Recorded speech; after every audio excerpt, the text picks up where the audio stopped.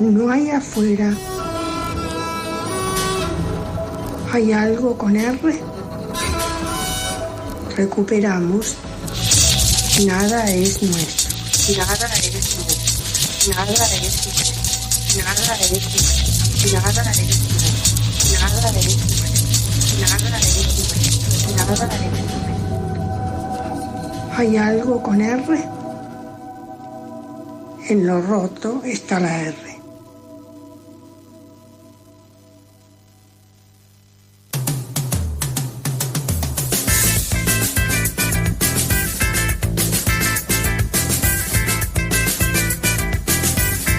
Y ahora sí, lo presentamos de vuelta, el gran Juli Mónaco. En este piso, ¿para qué sirven nuestros clics? La columna quincenal de este programa. ¿Cómo te va, Juli? Bien, ¿vos, amigo? Todo muy bien. Me gusta el titular de tu día de hoy, que es sí. El capitalismo de plataformas. Sí, porque quería que repasemos un libro de Nick Cernisech, tiene un apellido un poco exótico.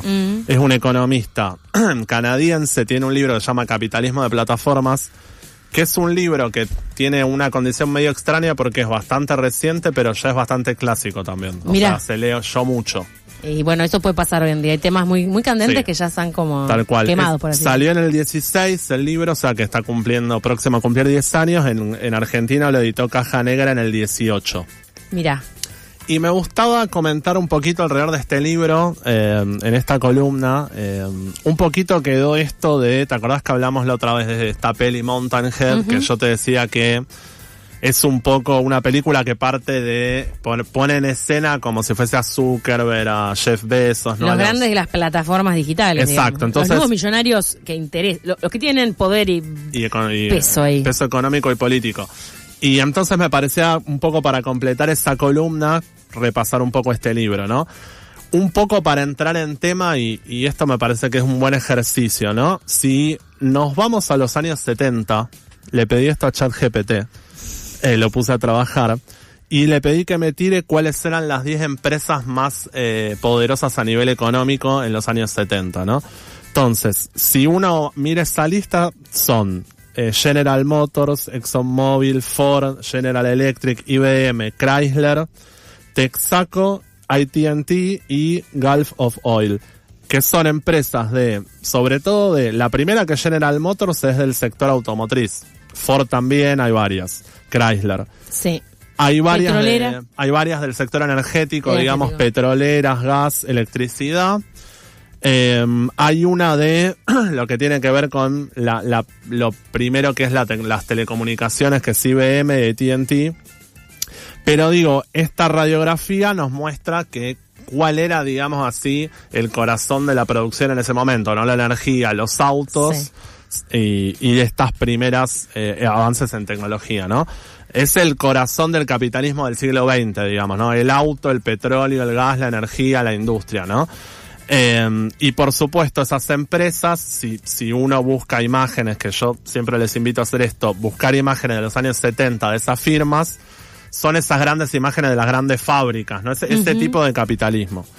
Ahora, si nos vamos al 2025 y vemos cuáles son esas 10 empresas, encontramos que son Apple, Microsoft, Amazon, Alphabet, Meta, Tesla, es decir, son todas del sector de tecnología e información. Hay alguna vinculada a lo que es el tema financiero, por supuesto hay un banco de la India que es muy poderoso, pero digo, el corazón de esas 10 es del mismo sector. No hay humo saliendo de chimeneas, tal de cuestión cual. Fábrica, sino oficinas, edificios. Son estas empresas que se les dice Big Tech, GAFAM también por las siglas, ¿no? Google, Amazon, Facebook.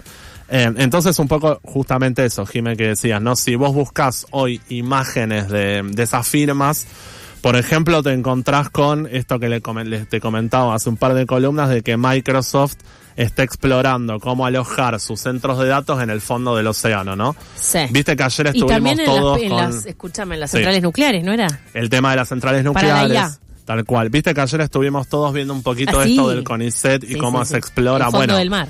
Ese fondo del mar también es hoy el suelo sobre el que se alojan los centros de datos, ¿no? Por un tema de refrigeración y demás. Entonces, un poco al que le interesa mirar este tipo de comparación. Este libro está muy bueno, es muy sencillo de leer, no es muy largo y te cuento un poco cómo fue toda esa historia, ¿no? Me estoy anotando para comprarlo, como todo lo que vos recomendás. Bueno. Juli. Como la película también la tengo de Mountain Pongan en Head. marcha la economía porque si no se va... Bueno. 2 o 3 cosas para contar de estas empresas que son interesantes, ¿no? La principal, que a mí me parece que también habla del momento actual, fueron las grandes ganadoras de la pandemia. Claro. Amazon, en los primeros 9 meses del 2020, que fue cuando las medidas de aislamiento estaban más desplegadas, aumentó sus ganancias en un 35% respecto al 19. ¿No? O sea, estas firmas fueron las que, vienen construyendo un sistema técnico sobre el que se apoyó toda nuestra vida en la pandemia, pero salieron a la vez de la pandemia muy fortalecidas. Claro. ¿No? Son los jugadores económicos. Sí, también la pandemia lo forzó a acelerar procesos y cosas como a todo el mundo, pero bueno, ahí mira, hubo un salto, ¿no? Tal cual. Algunos datos más que me parecen interesantes que están en el libro, ¿no? Y que se van actualizando, pero digo, son importantes, ¿no? En el libro, por ejemplo, nos dicen que Alphabet, ¿no? Que es la que concentra Google y todo ese tipo de firmas, tiene una ganancia total que si vos la comparas con el PBI de los países africanos, vos podés juntar 30 países africanos y no llegan a acumular el PBI de Amazon, de Alphabet. Claro. No, o sea, son empresas con un poderío económico muy, muy grande. Otro dato interesante para tener en cuenta el tamaño de estas firmas, que esto siempre doy este ejemplo en clase porque es como bastante interesante. Los 2 países más habitados del mundo son China y la India. Tienen en torno a 1.400 millones de habitantes. Sí. Facebook tiene casi 3.000 millones de usuarios. O sea que si vos sumas China e India, no llegás a empatar la cantidad de usuarios activos mensuales que tiene Facebook, ¿no? Entonces estamos hablando de empresas muy poderosas y que tienen una escala muy, muy importante, ¿no? Que trascienden lo que muchas veces son las regulaciones nacionales y demás, ¿no? Tienen como una escala muy importante. Y grises en lo legislativo. Tal que cual. Regula eso. Sí. Bueno, a ver, todo lo que fue la asunción de Trump con Musk, todo tiene que ver un poco con esto que estamos contando. Y agrego un último dato que es muy interesante. En el libro lo van a encontrar, él da distintos tipos de plataformas, que es interesante porque no es lo mismo Uber que Facebook, ¿no? Claro. Las va agrupando y quería comentarles sobre un tipo de plataforma en particular que es el tipo al que pertenecen Alphabet, Meta, ¿no? Alphabet es Google, YouTube, Meta es Facebook, WhatsApp, Instagram, que él las llama plataformas publicitarias, ¿no? Y esto a mí siempre me parece como bastante paradójico, ¿no? Por supuesto, estas empresas desarrollan muchos proyectos, ¿no? Inteligencia artificial, traducción, los vehículos autónomos, tienen muchos. Pero si vos agarrás Alphabet, el 88% de sus ingresos es por publicidad y Meta el 97%, ¿no? Claro, esto toda la gente de empresas que pautan publicidad con esas plataformas, que es la manera en que llegan a usuarios, a clientes, es eso, la manera de... Tal cual. Y es bastante para todos los que tenemos algún tipo de contacto con el mundo de la publicidad o con este tipo de registro, es bastante paradójico esto, porque todos sabemos lo difícil que es que un mensaje publicitario impacte, ¿no? Y sin embargo tenemos empresas que su corazón parece sostenerse en algo que es bastante evanescente, ¿no? Sí. Y sin embargo funciona, ¿no? O sea, es como una cosa bastante paradójica. Y les dejo para los que les interese también recorrer el libro, Cernisech, esto pensando un poco a lo que hizo después, es uno de los teóricos de lo que se llama la corriente aceleracionista, ¿no? Sí. Tiene un libro, él también en Caja Negra, sobre el aceleracionismo. ¿Hablamos esto? Que sos vos aceleracionista, no... ¿Hemos hablado de esto? No hemos, pero podemos. Podemos traer un cuadrante, me interesa mucho esto. Podremos tener un cuadrante ideológico, tecnológico y tratar de ubicarlo. En algún lado sé que lo hablé y me preguntaron, no te voy a decir hoy qué pensé. El aceleracionismo lo que propone un poco es llevar hasta el final la aceleración tecnológica como una forma de revolución social. Claro. ¿no? O sea, la idea de que la aceleración de todos los procesos tecnológicos podría desembocar en una transformación social. Claro. Esa es un poco la tesis del libro, que es muy discutida, pero que, bueno, tiene su punto interesante porque,